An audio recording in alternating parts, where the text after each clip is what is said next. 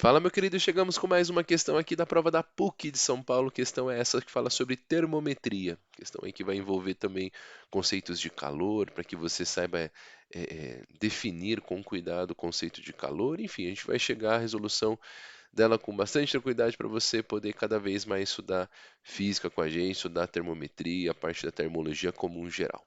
Bora lá então? Então, se você não está inscrito aqui no nosso canal, se inscreve lá, nos ajude cada vez mais a chegar a tantas pessoas que estão estudando física conosco. Ó.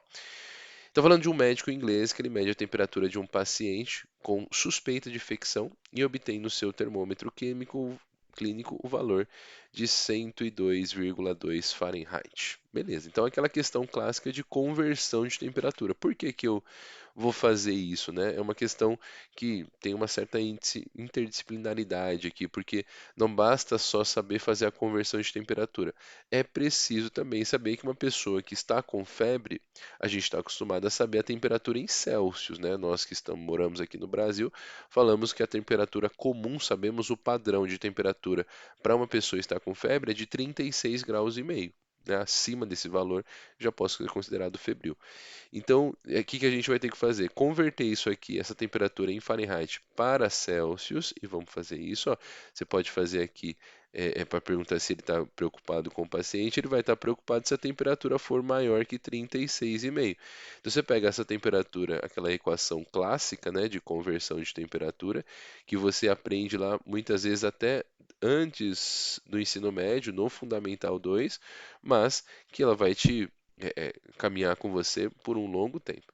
Então, eu preciso saber a temperatura em Celsius aqui, e aí eu vou colocar que isso é igual a temperatura em Fahrenheit, que é 102,2 menos 32, tudo isso dividido por 9.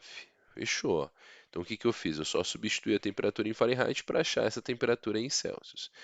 Então, isso vai ser θc dividido por 5 é igual aqui, se você fizer essa conta, dá 70,2 dividido por 9. Aqui tem vários jeitos de você fazer esse cálculo. A gente pode simplificar ou multiplicar em cruz.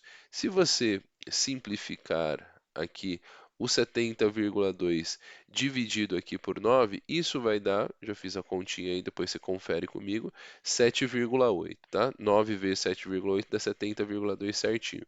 Então, multiplicando agora em cruz, a temperatura em Celsius, a temperatura aqui em Celsius que a gente vai fazer, ela vai ser o 7,8 vezes o 5. E isso dá, multiplicado aqui, né? Essa temperatura em Celsius, ele vai estar como 39 graus Celsius. Opa, então quer dizer que essa temperatura, ele está com febre. Então já é um tema aqui importante, porque a gente pode garantir que, como a temperatura está acima de 36 graus e meio, a temperatura dele é febril, é mais do que febril, né? É febre.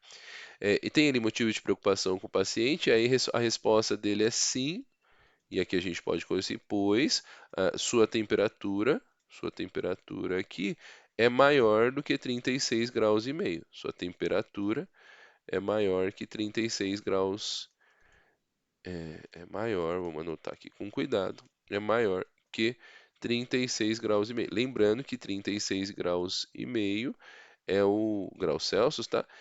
A gente pode dizer que essa é a temperatura padrão aí para que a gente possa garantir que esse corpo, essa pessoa está com febre. Então, beleza. Aí encerramos esse primeiro item, certeza, a gente garantiu que isso estava correto. Agora vamos responder a segunda. Ó. Por que que um doente com febre sente frio? Então o que que a gente tem no nosso organismo? A gente tem uma coisa chamada hipotálamo, que ela faz parte do sistema nervoso, lá tudo que você estuda na biologia, e que ele é como se fosse um termostato, né? Um termostato que garante que a temperatura do nosso corpo sempre esteja a 36 graus e meio. Agora, se de repente aparece um vírus, uma bactéria que entra dentro do nosso corpo e é nociva a nós, o hipotálamo ele permite com que essa temperatura aqui, todo o seu organismo permite com que essa temperatura comece a aumentar para combater esses organismos que estão nos fazendo mal. E aí é a hora que esse aumento de temperatura vai aumentando, aumentando, até chegar no limite lá de 40 graus Celsius, que daí o hipotálamo falou, opa, já tá ultrapassando o meu limite aqui. Então, quando você precisa combater, eu preciso de mais energia, né? Então a minha temperatura vai aumentar internamente. Então, quando internamente a minha temperatura aumenta, eu consequentemente troco mais calor com o ambiente.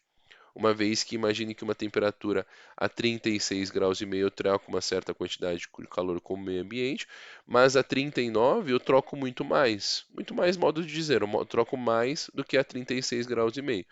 Essa troca de calor faz com que eu perca mais energia para o meio ambiente, né? Se eu perder mais energia para o ambiente, eu vou ter essa sensação de frio. O frio é exatamente essa falta essa pouca agitação das partículas. Então, o conceito de quente é quando eu tenho muita agitação das partículas e frio, pouca agitação. Como eu perdi calor para o meio ambiente, minha temperatura é maior, eu tenho imediatamente essa sensação de frio. Então, eu posso dizer por que que o doente com febre sente frio. A gente pode dizer assim, ó, um paciente troca mais calor, um paciente com 39 graus e meio, 39 graus, nossa, 39 graus, troca mais calor com o meio ambiente, troca mais calor com o ambiente. Por que que eu vou trocar mais calor com esse ambiente? Porque eu estou numa temperatura maior. Vamos exagerar? O que que troca mais calor? Uma, um, uma pedacinho de carvão muito quente ou um pedaço de carvão que eu acabei de comprar no mercado. O pedaço de carvão na chama, né, que já está funcionando lá, que está quente, ele troca muito mais calor. E a mesma ideia aqui, né? É claro que essa ideia ela é muito mais exagerada, mas serve também para uma diferença entre 39 e 36. Então, um paciente com 39 troca mais calor com o ambiente, imediatamente, o que imediatamente gera a sensação de frio. Eu vou trocar mais calor, né?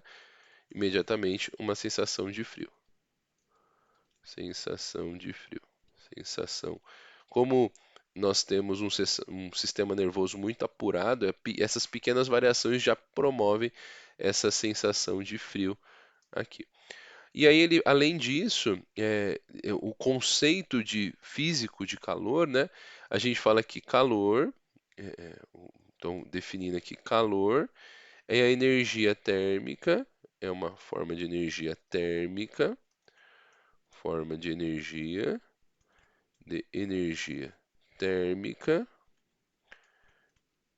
térmica em movimento. Em movimento, e aí nesse caso esse movimento está associado em movimento do corpo mais quente para o corpo mais frio. Então, do corpo mais quente para o mais frio. Corpo mais quente para o mais frio. Então, veja, aqui a nossa temperatura, normalmente, a grande maioria das vezes, né, a temperatura ambiente ela é menor do que 36 graus e meio.